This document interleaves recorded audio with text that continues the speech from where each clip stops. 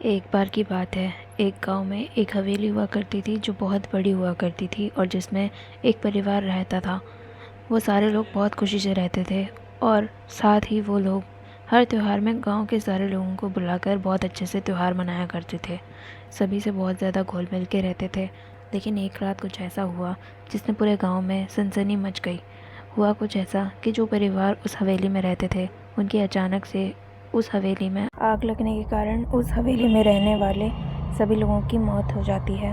तब सारे लोगों का अंतिम संस्कार गांव के लोगों के द्वारा किया जाता है।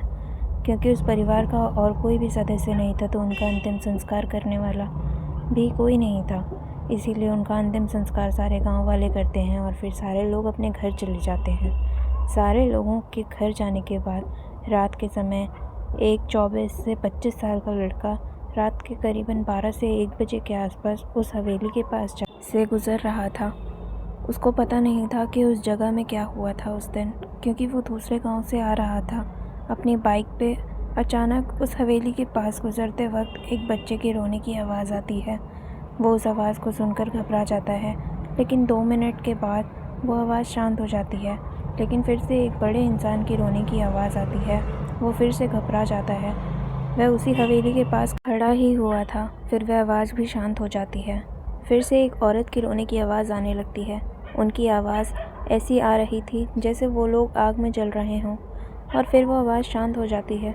लेकिन कुछ समय बाद सारे लोगों की रोने की आवाज़ बहुत ज़ोर से आने लगती है।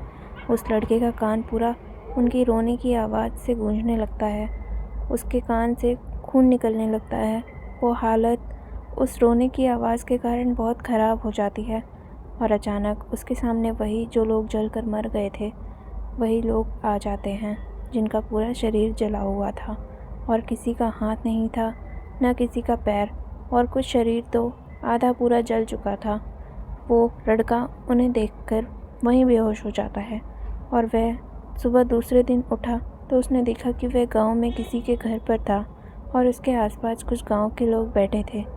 वह उठकर सारे गांव वालों को अपनी बात बताता है। सारे गांव वाले भी उसकी बात सुनकर बहुत ज़्यादा घबरा जाते हैं, क्योंकि उसी दिन उस हवेली के सारे लोग मर गए थे, इसीलिए वह हवेली शापित हो गई थी। धीरे धीरे यह खबर पूरे गांव में पहुंच जाती है कि उस हवेली के पास रात को किसी को नहीं जाना है, क्योंकि इस हवेली के पास रात में उनकी आत्माएं भटका करती हैं। इसीलिए वहां जाने से मना कर दिया गया। उस गांव में उनकी आत्माएं रात में भटकने लगीं।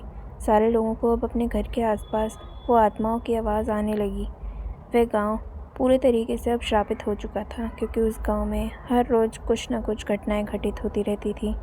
अब कुछ महीने बाद यह घटनाएं और भयंकर रूप लेने लग गई थीं, क्योंकि जिस तरह से उस हवेली में मौत हुई सारे लोगों की, वैसे ही एक और परिवार की भी रातों रात जलकर मौत हो जाती है। अब यह घटना उस गांव में बढ़ने लगी थी। इसीलिए कुछ लोगों ने अब यहाँ तांत्रिक बुलाने का प्लान बनाया। उसके बाद पूरे गांव को पूजा पाठ करके बांधा गया। तब जाके इस गांव में सारी चीज़ें ठीक हुईं और फिर से सभी का डर ख़त्म हो गया।